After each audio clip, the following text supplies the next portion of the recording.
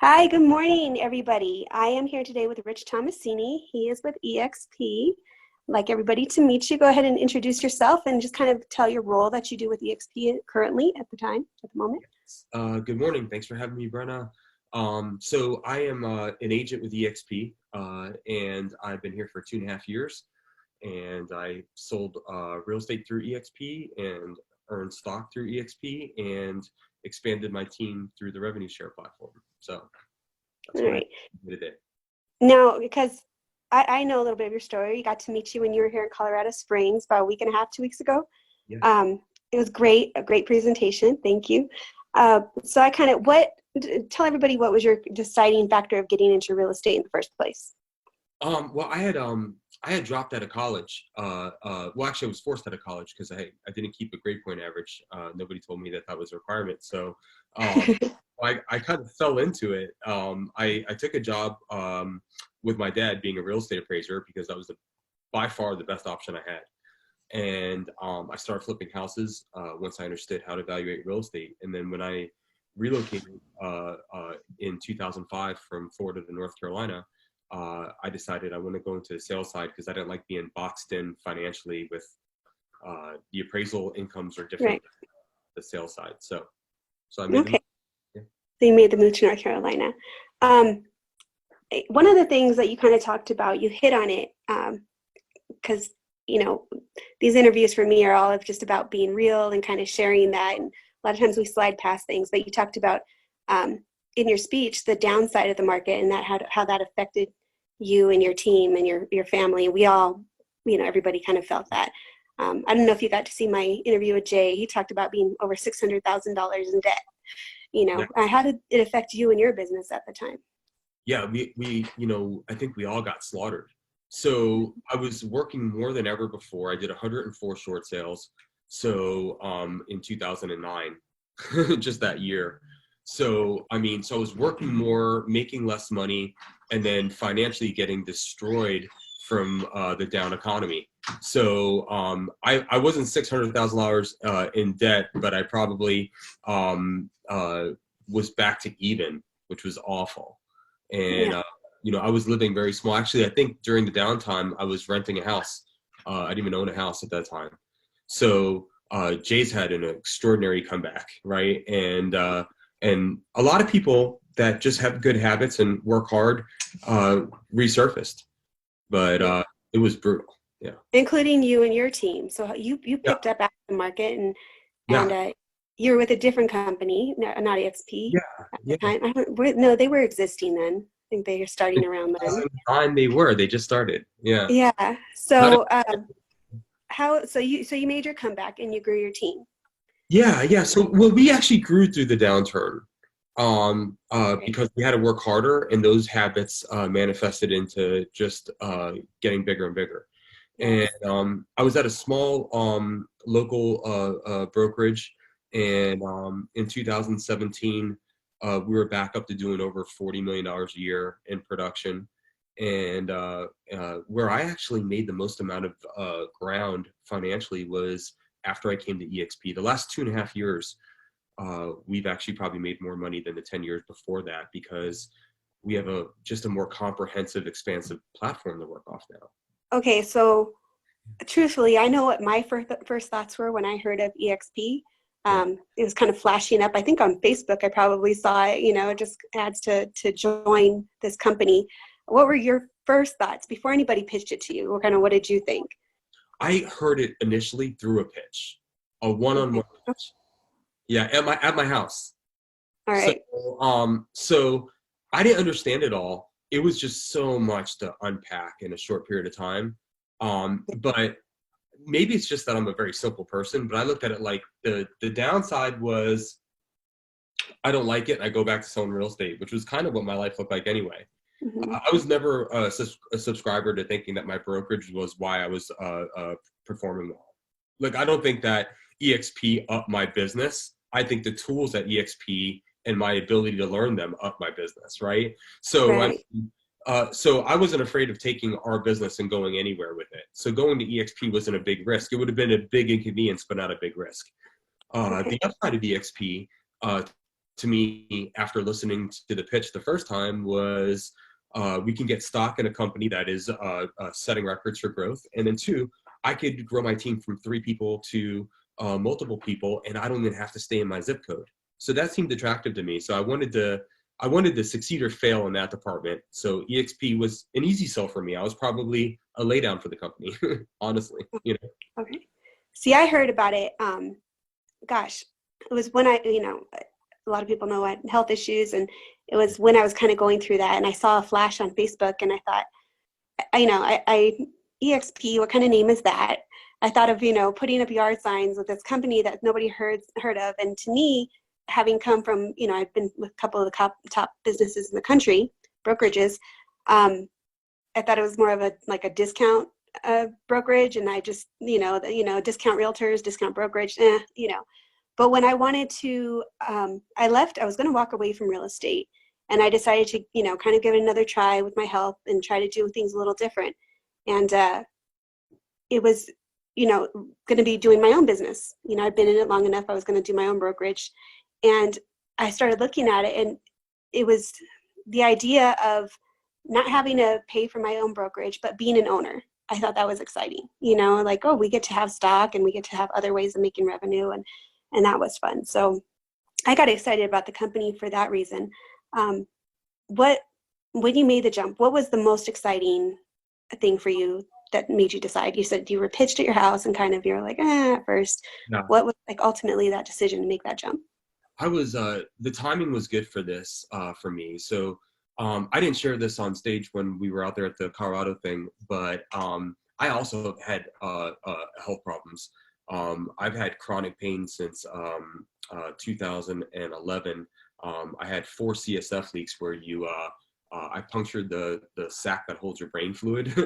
Yes. So that's kind of a hard thing to get diagnosed. So I was dealing with headaches and chronic pain, and then I got that fixed, but I still have a persisting neck injury. So I was physically and mentally burned out. I had been about 21 years in the business when I heard about EXP. Oh no, well, let me see. I'm 21 now. So about 19 years in the business when I heard about EXP. And then I was also dealing with so much pain that I didn't feel like I could keep up at the level that I wanted to be at to make the kind of money that I wanted to make at. So this hit me at a good time. And I figured that if I could start leveraging myself and getting paid on what I did yesterday versus what I have to do in my pipeline or tomorrow, that would be a more manageable life for me. And Yes. It got worse for the first year, but now we are rocking and rolling and smooth, and I'm home a lot. That's awesome. So let's talk about that. Let's talk about really quick, health and being self-employed. We are our business. When we go down, our business goes down. I felt that tremendously. I'm so glad that you're doing better. I'm sorry that you still have the pain, but now we offer health insurance. Yeah. How has that affected you? I know a little bit. But tell me, what has that meant to have health insurance through EXP versus prior? Well, yeah, you hit on 2 very, very big things that are real for all of us, right? So one is that none of us are going to be in perfect health without any accidents or any side, curveballs throughout life. If you're a 1099, that's a real concern. So the residual income through revenue share has been a lifesaver. Second of all, I signed up for the health savings account that EXP put forth at the end of last year. And I was at Blue Cross Blue Shield, and for a family of 4, we were paying between $1,350 and $1,400. My wife does the bills, but I just know it was in that range. And we are at $853 on the health savings account, and all of our deductibles are 1/3 of what they were for the Blue Cross Blue Shield. So that goes back to, I came over to this company for opportunity, but I actually kind of fell in love with this company after being here. And it's because they do things like give us ownership, allow us to have expansion teams and create, and we take 50% of the gross revenue this company comes in and recycle it back to the agents that grow it. That's a cool thing. And then, the iBuyer program and the healthcare, it's like every 3 or 4 months, something else comes out to make things just even a touch more comfortable. So we kind of hit on some things that we offer that you don't kind of get with other companies. We are not just a a lot of people want to, oh, there's a lot of hate. The more you do, the more people are going to hate on because they want to stomp you down. But what other things, I know what excites me about EXP. What else differentiates EXP for you from other brokerages? Well, I think two things, right? The collaboration at this company is mind-numbing. I mean, we've never had collaboration in this industry at all. I mean, people say that they have because of, a few people at the office click together or the training's good and whatnot. But it's nothing like this. We're in an international collaboration with the top agents throughout the globe. And everybody, whenever you run into another EXP agent at an airport somewhere or at a place, I mean, people are pretty positive here. The other part is that I got to choose all the people that I work around. So I made calls to the agents that I wanted to hang out with. And that's created a better culture. Yeah. One of the companies I was with, there was a big push of theirs culture and family, which to me, I mean, I'm family. That's a big part of my culture, and Latinas, and we're all about, family, and we do for our, people and whatnot. And we're just kind of raised that way. And when I left that company for business reasons and health reasons, I had to, what was best. Nothing against them. When I left, I was like, there's only a few people that reached out to me. I was dead to the rest of them. I was like, where's my family? I still care about you people, and you don't, all of a sudden, because I left, you don't care about me anymore. It was like that. We are not on the same team. We're not in the same state. We have no interest in each other as far as making money. But we enjoy helping, seeing each other succeed, because, and I mean, it's just because it's exciting, I think, because it's something new to be a part of, and we're all kind of like, connected in that way. And like you said, you're in North Carolina, I'm in Colorado, and we can decide, okay, let's meet up and let's do this. So that's fun. For the viewer, we could do the whole thing on the cloud campus, right? Yes. Let's talk about the campus really quick. Sure. I think you didn't hit on, I know it wasn't hit on at the thing, but, you'll know this because my brain doesn't work with these kind of details. I write these details down, but the people who created the cloud were the ones who made the program for the movie Avatar. Yeah. They were the ones who did that. And we actually, EXP bought that program, so our company owns it. So anytime go ahead, I'm sorry. We bought the entire company. They're part of our stock now.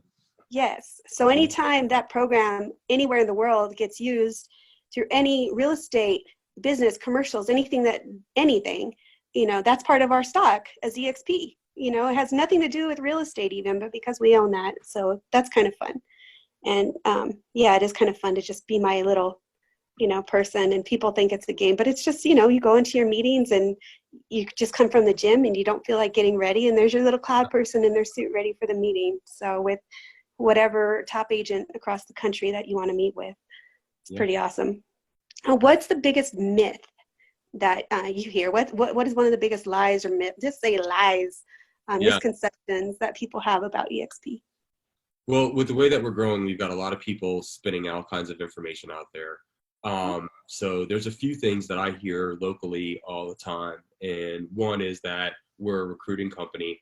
And what we decided to do was just stuff that right down their mouth. And we did $1.1 million of sales.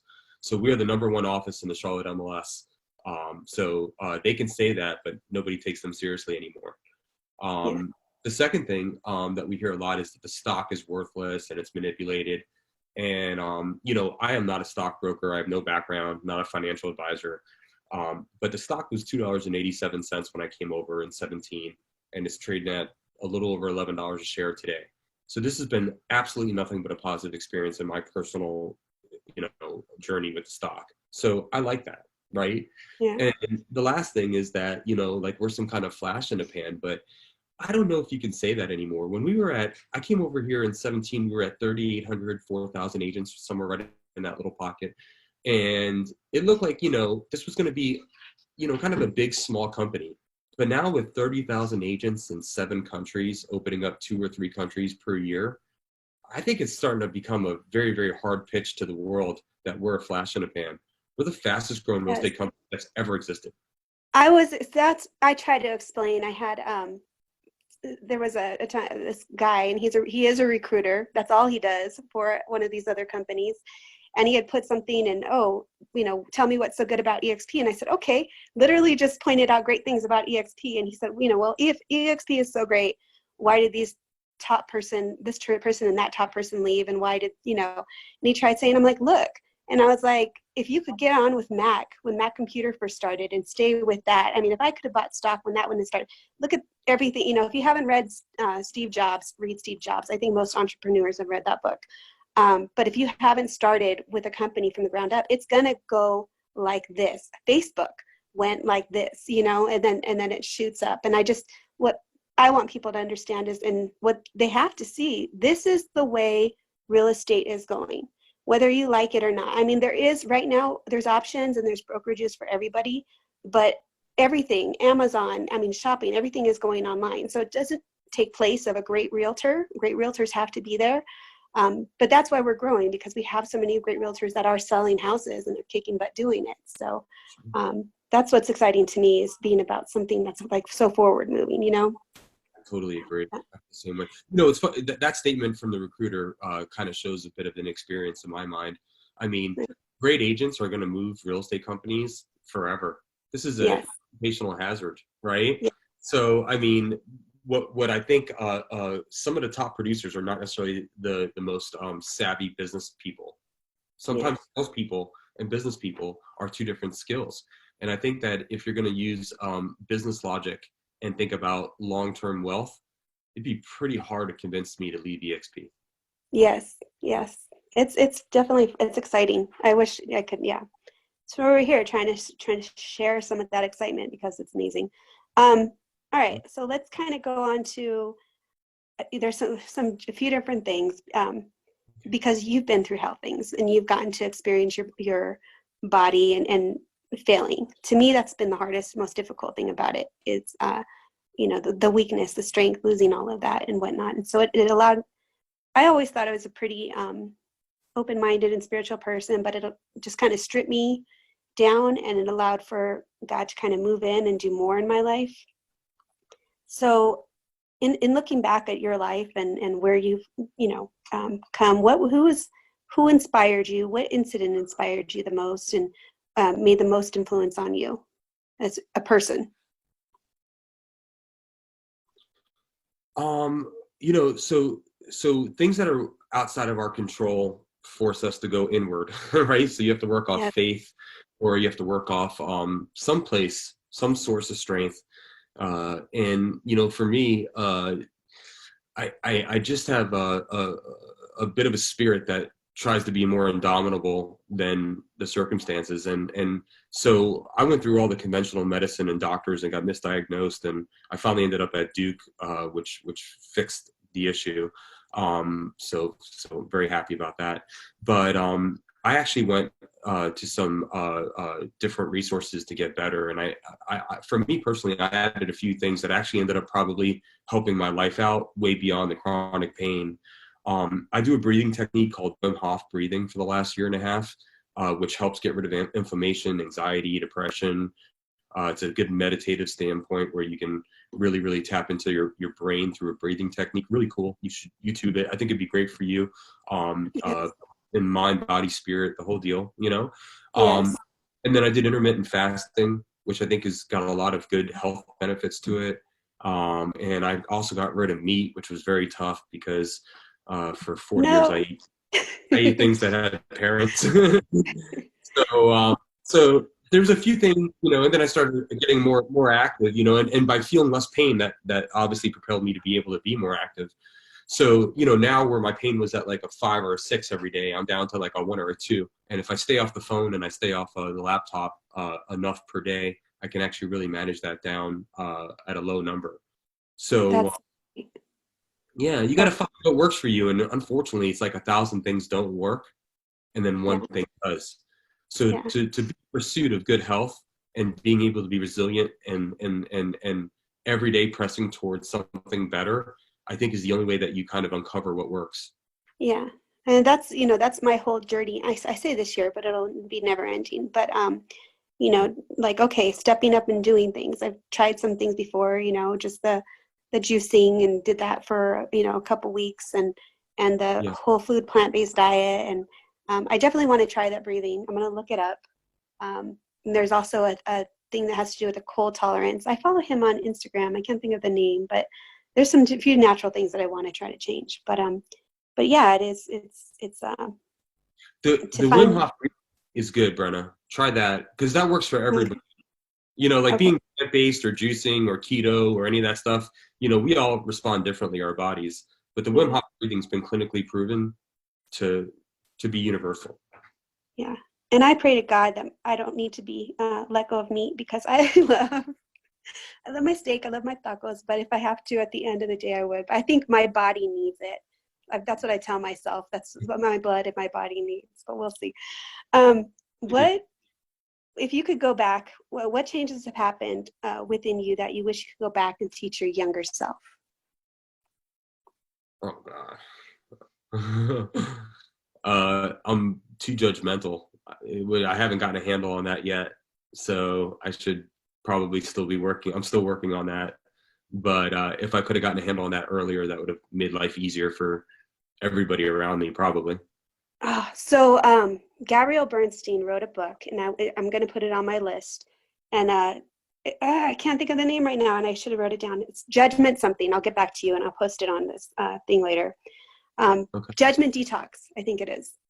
And I want to read it. And I've never considered myself judgmental. I've always thought, but again, when God strips you down and you start looking at your own self and where you still find are weak, and where and it's like, wow, I do see this, and it's true. Our vision, the way we see people are a reflection of ourselves.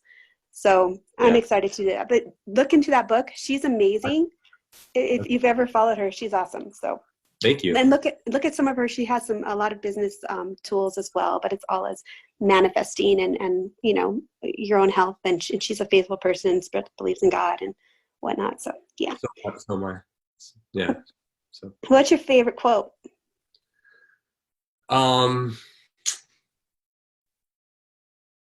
I just heard this. I don't know if it's my favorite, but it's in the front of my mind, and it's funny. So if Abraham Lincoln was, I'll paraphrase because I can't quote it exactly, but if he had 6 hours to chop down a tree, he'd spend 4 hours sharpening his axe. I thought that was cool. Yeah. I like that one. Yes. And all right, what song? These are all the fun questions. These are all the ones I like to get to at the end. Because I'm a music fiend. I'm a food fiend and a music fiend. I love great food and I love great music. So if you have to write a song, a movie, what would be the theme song of your life? Movie about your life. What's the theme song? Oh man. So I got to think lyrically, right? Yeah. Well, I mean, yeah. I mean, it could be Mozart, whatever works. Well, that would remove the lyric part. Yeah, like some kind of Russian classical trudging through snow and 40 degrees below. Any Russian music would work. I don't know. Like I think that probably like boy, it caught me totally off guard. It have to be out of like Simon Garfunkel album or something, not like I'm a rocker on an island or anything like that early on, but more like to that spirit. I don't know. I'm a fan of the 60s. Music of the 60s to me is the best. And I might be showing my age because I still listen to Eminem and my wife. No, because I listen to swing music and I have nothing to do with that generation. So I was just a music lover. Yeah. Yeah. I just like I just like the direction. I was watching a documentary called Laurel Canyon on Netflix. And it was talking about how the Beach Boys influenced the Beatles, which I never had any idea about that. And then how, Crosby, Stills and Nash and all of these music legends were all in the Laurel Canyon part of California, and where this music spawned out of, where Jim Morrison's popping in the house at night. But like there was an explosion that happened in music for about 3 or 4 years in the West Coast that changed the way music works forever. And I like the explosion of radical change like that. Like you mentioned Steve Jobs, the way technology changed because of Steve Jobs and his engineers. I feel like EXP is doing that in the real estate business. I like it musically. I think food has come a long way in the last 10 years. You didn't hear people describing themselves as foodies 10 years ago. Not many, right?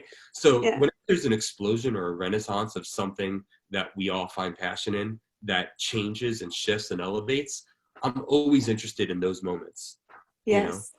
Yeah. And that's, I think, again, a big reason circle back to EXP, but that's what I love about EXP. That is why, honestly, what I love the momentum of it. I love the excitement of again, being something forward motion. You know, there isn't a company like it. So, and people, there really isn't. I mean, and not saying that to be, it's just, it's exciting. It's exciting to be a part of that. So, all right. No, it's outside our, for sure. Yeah. All right. And our So timing, by the way, Brenda, is very is what? sorry, my internet has got a little delay here. Our timing at this company is really good. I think that's why we're exciting. That's like, that goes back to the whole statement that I was saying earlier, is that there's a certain special part of timing that changes everything. And most of the time we're looking back at that, right? Or we're hoping that it happens, but very rarely are we find ourselves squarely at the perfect time of the party, you know? Like, Yeah. I feel like all other real estate companies, like this house party, it's 2:30 in the morning, people are puking and making out on the couch, but the party's pretty much over. Where EXP, we're like at the party at 11:30, right? It's packed, Yeah. there's a lot going on. So the timing of that is intoxicating when you're around forward-thinking people. Yes, it is. It's fun. For me, it's like I'm coming full circle with so many things right now, and these interviews are part of that, you know, and I can, that's a whole nother subject, and I'll explain that another time. But to the people that God has put in my life in different times and places, and then with what I can do now, and to definitely be able to do these interviews and to reach out to everybody at any time with our company, it's awesome. It's been amazing. So, all right. One of the things, you know, passion drives me, and I'm passionate about this company, and you know, always trying to choose with life changes, staying present and whatnot. And so looking back on redoing my life, and not redoing my life, starting this whole new chapter and this whole new journey, but not taking anything for granted. And with so much going on in the world, I think a lot of us stop and you know, we miss those important moments, especially in our business. You know, and there's a lot of people that are in it just for a buck or to make money or whatnot, and we go through these hard times, and it's like, no, this is what really matters. You know, these are the things that really matter. So, in thinking of everything that really matters to you, you have 3 days left to live. What are you going to be doing? I'm locking my doors and watching movies with my wife and my 2 boys, right? Yeah. It's too short a time to go on a vacation. So it's pizza and Chinese food and wrestling on the couch and cooking in the kitchen. You know, it's pretty simple. Yeah. Yeah, maybe I love one day of saying goodbyes to everybody else, and then 2 days of indulgence, and then pizza. Yeah. Yeah. That's awesome. So I was going to say, are you going to make it a point to do that? Would you do that in the next few months? But you probably do that often, right?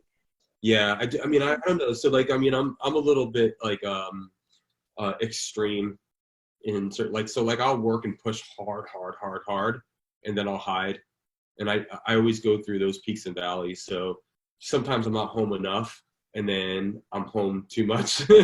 But that's the way that's the current. You know, I'm like kind of a Yeah. solar person. You know, I mean, I'm not a plug-in person. So Yeah. you know, so if I'm kind of where the energy's at, and there's a lot of energy in my house. So Yeah. I go plug in there a lot. You know, I mean, I kind of go there and get a lot out of that, and then I bring it back home. But yeah, I'm home. I don't work. I try not to work more than 35 hours a week. That's the goal. Because, you know, doing 40, 50, 60, 80 hours a week is just, it's stupid. It's unproductive. You don't get wealthier faster. You don't. Um, Yes. you get tired. Your battery's drained. You become a person that just complains about the negative stuff. You Yeah. work exhaustion and scarcity and not abundance. So we're all working too many hours. Need to work less hours. I agree that, you know, there's, it's so contradictory in our business, and we hear it all the time. You got to work hard. You got to work hard. If you say that, then that's what you're going to do. If you believe that, then that's what you're going to do. Yeah. I prefer, you know, work smarter, not harder. You know, be around people who are going in the same direction as you and doing the same things, and then that you attract that to your life. So Yeah, I totally it's all about that. All right.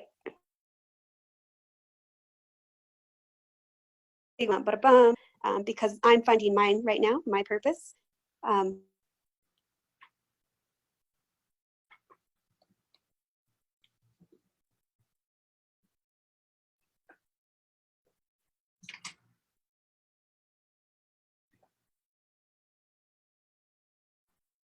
I lost. Wait a second for him back. Okay, Brenna, He I can doesn't hear want to you answer again. the question. Brenna, I lost the internet. Can you hear me now? You down because you didn't want to. Let me see. Let me see if I can move and improve the situation. Can you see me now or hear me? Yes, let me see. Sorry. Your camera's there we go. Our internet has been funny just since I got in here, so I missed the whole last question. I probably look like I was just That's okay. I'll probably have to add it in the comment section, but that's not a problem. so sorry. Last question. It's okay. What do you believe your purpose and your legacy is that you'd love to leave behind? What matters to you most? I think when I was younger, I was a little bit more idealistic. Like I wanted to change the world or change, in this EXP thing, do I want to change realtors' lives? Yeah, of course. I want to support people and watch them succeed. No question about that. But I'm getting more narrow as I get older on what's important, and really just being a good father and making sure that I put two good human beings out there in the planet is probably about 90% of my focal point. So I think you need to call me back for this one. Hold on. Can you hear me? yeah, I can. I didn't get any of that. No. That was all frozen out. Oh man. Let's do it again. Okay. Let's do it again. Answer that question. What is your purpose? We'll cut this out. We can edit that. You can edit that? Okay. Yeah. Are we Facebook Live? We're not. No, we're just on Zoom. Okay. Then, yeah, when you download that, I'll edit that part out. Okay, thanks. So sorry. All right. Okay. All right. See, I think this is important because when you get to those really important times in your life, that's when you face the most conflict. So I think the answer to this question must be super important, I think. So what is your purpose? What is your legacy that you want to leave behind, Rich? Okay. So, I think when I was younger, I was idealistic and I wanted to change thousands of lives, or, I wanted to have big change. I wanted to be the catalyst to affect the world in some way. But as I get older, I'm getting into my mid 40s now. And really the only thing that I worry about is what kind of two little human beings we're creating at our house. So if I can put out two like really well-loved little boys that are good people, that give the world way more than they take, and that can really possibly be in the right place at the right time to affect large change, that would be a legacy that I'd be thrilled to leave behind. I've gotten from the macro to the micro. So like, I just want to be a good husband. I want to be a good father, a good son, a good friend. And that's a lot of work. And anything bigger than that goal, I don't know if I can achieve, Amen. I think that's what really matters. I think that's where it really counts. It's those little things, Yeah. So I think that's wonderful. That's awesome. How about you? Brenna, real quick before we get off, I'm very curious about your answer on that. What's your purpose, and then link to what's your legacy ideally here? Where are you focused? Oh, okay. So it was so funny. My daughter, my eldest, in one of our hardest times, so I know she meant it. One of our most difficult, young adults and mother-daughter relationships are complicated. And it was one of our conversations we're having, and at probably her worst, most angriest time, we were talking, and she said, "Your thing is love." We were talking about love, and I was like, "My thing is love." And I've always had a huge heart, and I've always been very loving, and I've always, anyways, whatever. I'm not gonna cry, but I've always sought love, and I sought that from not having that, So I've always tried to give it purely and honestly and abundantly, and you don't get that back a lot, and that's okay. I think as long as I have planted those seeds in my kids, and with everything I've gone through the past few years with this illness, I've gotten to see, the difference of love with people, with friends and people I thought were friends and people that I thought would be there. And you get to see who's really there when you go through the hard times and when you lose everything. And when you end up with nothing, when you lose everything you have, as a real estate agent, I think I put a lot of value in, I'm a mom, and I was raising my 4 kids and put on my heels, and I look good, and I can go, sell houses, and, my outfit was great for the day. And you feel value when you're selling houses and when you're getting awards, when you're getting accolades. But when that was taken away, I had to look at having nothing, and I had to love myself with nothing. I had to love who I was, had to be enough. And so that allowed me to look within. So if I can teach other people that who they are is enough, I'm reading A Return to Love again, and I'm having other people read it right now. It's an amazing book. But just as we are perfect. We are born perfect in this world. Who we are, and everything else that we put on top of it is our humanness. And it's outside of us. Anything outside of us it's not God, it's what this world puts into us. And when we get back to that, we are perfect beings made in the image of God, just as we are. And that's all we have to give and share. And if we build on our lives, that's great, because it allows us to share and heal the world with what we've built. There's nothing wrong with building, but that's my legacy that I want to give, is to teach people that you are perfect just as you are. You are made in God's image, and, that they can find that in themselves and then give and share that more to others. So, and I think in doing that more, interviews like this, I have brain damage. I have lesions in my head, and I lost a lot of my short-term memory. Is awful. But conversations help build up that memory, and they make it stronger and whatnot. And see, I forgot what I was saying, because I can only focus on one thing at a time because of my memory. There's a lot going on right now with improvements in that. I'm heavily curious about science and about the progression of medicine, and not creating cures for symptoms, but actually going to the source of what's going on with us. Yes. So I think you're living in the most appropriate time that's ever existed to get better, both medically, and then with access to things to keep your emotions strong and your spirit high. And you asked kind of my purpose, and I'm in the thick of it. I'm doing my page, I'm sharing my page, not because I've overcome and I'm this. It's not the story of success. It's the story of losing everything. But guess what? When you have that faith, I want people to see what God can do. Yeah. I want to be an example. I can't fall any flatter on my face. So let's see what God can do. And it's I think when we heal, there's a book, Dying to Be Me, that's on my list also, that I'm going to read, and I want people to read along too. And this woman had cancer, and she was dying, and she saw the light, and they read her rights, and she was stage 4 cancer in a coma, and she had been in a coma. And during that phase, when she saw herself going towards that light, she saw her father, and she said in that moment she knew what she had to do to heal herself. And it was like she was able to snap out of the coma. Everybody was surprised, like, how do you come out? 6 weeks later, she was cancer free through her mind.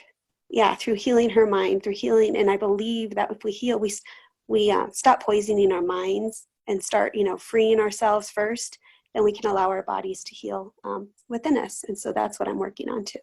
So it's all just a big healing journey, meeting, connecting with people, and not just through my story. I want to meet amazing, people who have been through a lot as well, and share their stories, because there's so many amazing people that inspire me. And I lost you again.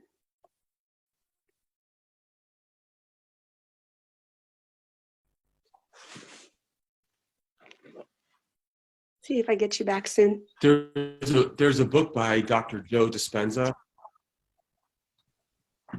I lost you there again. Yeah, we lost each other again. There we go. Can you hear me? Yeah. I don't care if they're recording or not, but by Dr. Joe Dispenza said, and it's called "You Are the Placebo Effect." And it's called what? The mind is an amazing thing, and it's been can you hear me? I'm trying to go get a better connection myself. Maybe if we both, I think mine's okay, but just in case. I've got internet here for everything else. It's just the Zoom call seems to be labored.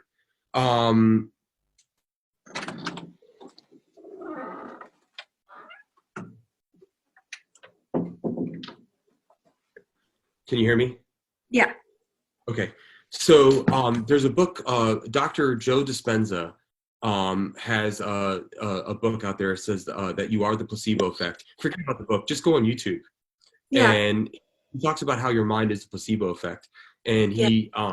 he surveys different like stories like that, where, like, for example, he was hit in a car accident when he was on a bicycle cycling, and Mhm. he was paralyzed. He reconstructed his body while he was stuck in traction at the hospital to where he could walk again. There's all kinds of medical miracles, and it's like, it's faith, right? Some people substitute faith for spirituality, but I always go back to faith for me. Whatever works for them. Yeah. Whatever works for them, I get it. But for me, it's faith, and then it's like a mental imaging. You have to paint the picture in your head of what it's going to be like and believe it.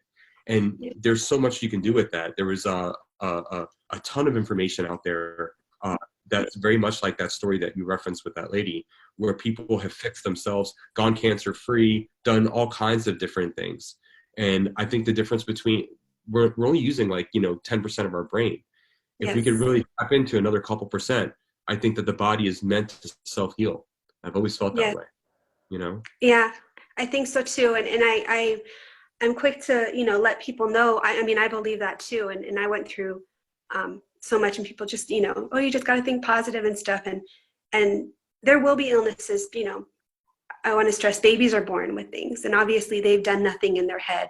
There's babies born with cancer and illnesses, and little children, and they've done nothing to deserve it or bring it upon yourselves. Our bodies Yeah. I think, are deteriorating through time, or they're weakening. And a big part of that is that survival state that we get in, and our bodies have learned to attack, and they're starting to attack themselves, fight or flight. And because we get so caught up with stress and in our heads about our day-to-day life, and we don't just live in the moment, we don't live peacefully. We don't take time to be grateful. And I think that changes our bodies, and then we give that, it has a physical change, and we pass that down to each generation. So until there's an awakening, and until people can stop and step back and breathe and start focusing on different things. Let's talk really quick too. Kind of, I didn't ask you this, but brings me back to another question that I always am curious for people. What do you define success as? I feel like I've earned the ability to say this, because if I would have said this at 18, I would have just sounded immature, but just happiness. Right. Yeah. So like at 18, I would have told my dad, hey, I want to smoke weed and surf. Right. And he'd be like, okay, I mean, there's more to life than just enjoying yourself. But after doing all the hard work, really, I just go back to just being happy. Maybe that is the right route. Not saying that those two sports, but, just pure happiness and thinking that way is probably the only definition of that. Amen. Amen. Yeah. I think we both kind of have the same kind of feeling: happiness, joy, peace. Yeah. Those hippie things that are just really Yeah, you're right. Exactly right. Money's important, but it's not it's not a solution. It's just important. Yeah. Again, talk about that book, Return to Love. That was something that they kind of hit on. Money's not bad. It's not bad to have money. It just shouldn't be the goal. The goal should be following our purpose, following whatever we're passionate about, and then we can make money. And I love how the Bible kind of says, there's no greater part, the head, the neck, nothing is greater than the other. It's all connected, and we're all connected, and I think as long as we're following our heart, we'll be happy and content, whether we have money or not.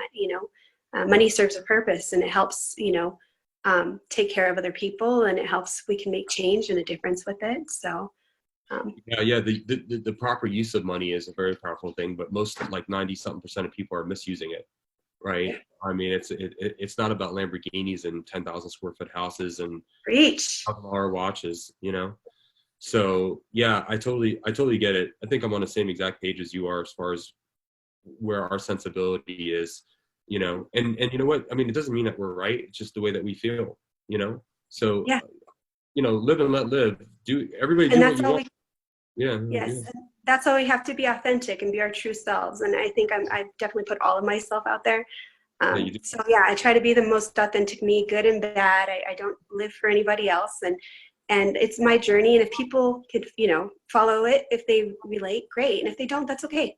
It's not Yeah. my job to change people's minds. It's not, Yeah. it's my job to just love.